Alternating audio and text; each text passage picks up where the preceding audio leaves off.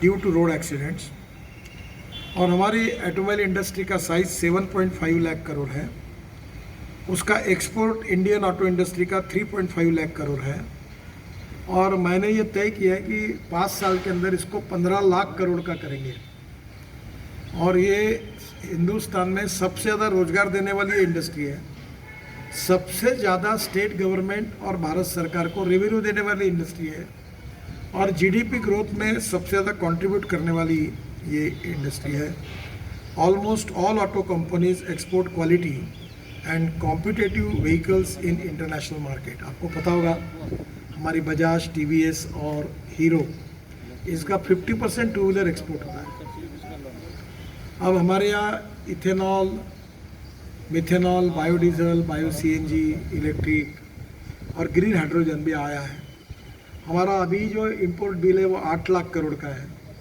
और हम जिस प्रकार से इसमें काम कर रहे हैं, अगर वो नहीं हो पाएगा तो 25 लाख करोड़ 5 साल में ये बिल होगा। और डीजल से प्रदूषण दिल्ली में कितना बढ़ेगा, आप आ नहीं पाओगे ऑफिस में, इतना डीजल पेट्रोल के कारण हमारा पहले आपको अनुभव इसका। तो ये इसके लिए हमने अभी ग्रीन हाइड्रोजन भी लाया है। मैं एक पायलट प्रोजेक्ट भी शुरू कर रहा हूँ जिसको मैं आपको 15 मार्च को बुलाऊंगा। 15 मार्च 16 मार्च को मैंने टोयोटा कंपनी की एक ग्रीन हाइड्रोजन पे चलने वाली गाड़ी पायलट प्रोजेक्ट करके लाई है। गाड़ी आई है पर फरीदाबाद में इंडियन ऑयल की लेबॉर्ट्री में है। उसमें गैस भरना है ग्रीन हाइड्रोजन। उसके कुछ इक्विपमेंट अमेरिका से आने वाले हैं, वो अभी आएंगे। और वो 15 मार्च को वहाँ पहली बार ग्रीन हाइड्रोजन भरेंगे। वो प्रेशराइज होता है। और उसके बाद मैं यही अपने घर पर ये गाड़ी लॉन्च करूँगा। और मैं आप में से सबको दिन भर ये गाड़ी में घुमाऊँगा कि आप लोगों को लिखकर बोले कि पानी से ग्रीन हाइड्रोजन निकलता है और गाड़ी चलती है, प्रदूषण कुछ नहीं होता।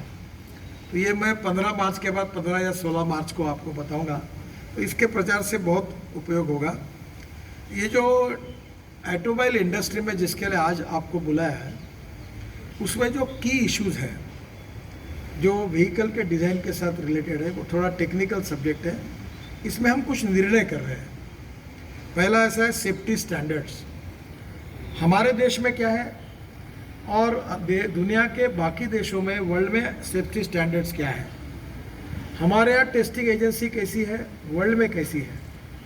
तो ये जो स्टैंडर्ड्स है पूरे, ये टेक्निकल सब्जेक्ट है। और इसके लिए मैं आपको ये बताना चाहूँगा कि इसको कुणाल जोशी करके भी और हमारे अधिकारी भी यहाँ बैठे हैं, तो आप इंडिविजुअली भी इनको ऑफिस में जाकर मिलकर ये पूरी बातों को टेक्निकली समझो, क्योंकि लोगों में ये सही जाना बहुत आवश्यक है। अब इसमें हार्मोनाइजेशन विथ यूएन रेगुलेशंस, अभी यूएन के भी रेगुलेशंस है और यूरोपियन भी स्टैंडर्ड्स है।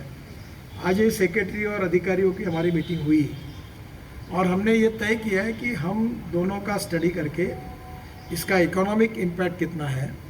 ये पहली बार मुझे आज पता, अभी तक मुझे मालूम नहीं था कि एक गाड़ी जो बनती है एक कंपनी की, फॉर एग्जांपल सुजुकी की, तो उसका इंडियन मॉडल एक स्टैंडर्ड का है, अफ्रीकन मॉडल एक स्टैंडर्ड का है और जापान का एक का है। बोर्ड वही लगा हुआ है पर उस देश के नॉर्म्स अलग है।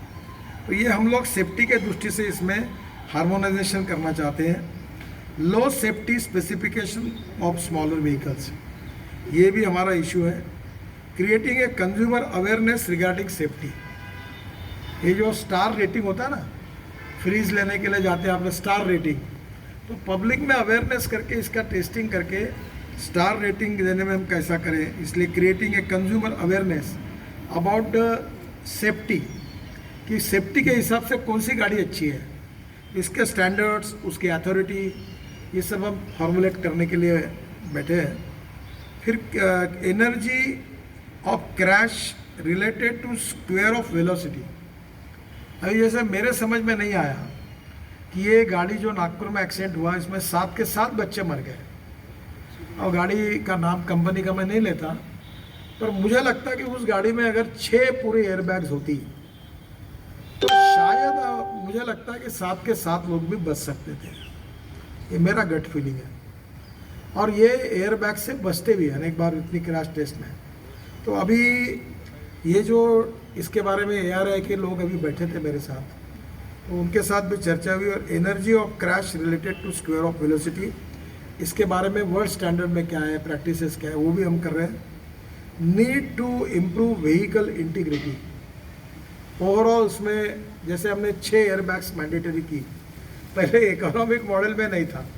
तो मैंने एक सवाल पूछा मैन्युफैक्चरर को कि गरीब लोग मरे, अब धनवान लोग बचे, ऐसे पॉलिसी है क्या? जब रोड सेफ्टी में अगर जान बचनी है तो गरीब की भी बचनी चाहिए, उसकी भी आप क्यों नहीं करते? अब जब नंबर बढ़ेगा तो उसकी कॉस्ट भी कम हो जाएगी। अब इंडिया में मैंने एयरबैग्स मैन्युफैक्चरर को बुलाया था, थोड़ा टेक्निकली है, थोड़े पार्ट बाहर से आते थे, पर अभी हिंदुस्तान में स्टार्टअप शुरू हुए, 6 कंपनीज हैं। एयरबैग्स की डिमांड ऑटोमोबाइल इंडस्ट्री में अब कम से कम 5 गुना 6 गुना बढ़ी, तो वो लार्ज नंबर पे वॉल्यूम तैयार होगा, कॉस्ट कम हो जाएगी। पर थोड़ी सी कॉस्ट बढ़ी भी तो भी हमको गरीब हो धनवान हो सबके लाइफ की चिंता करना है, सेफ्टी की। तो हमने ये जो energy of crash related to square of, इसके बारे में हम लोग उसका स्टैंडर्ड मानक तय करेंगे। इम्प्रूव पूरे व्हीकल में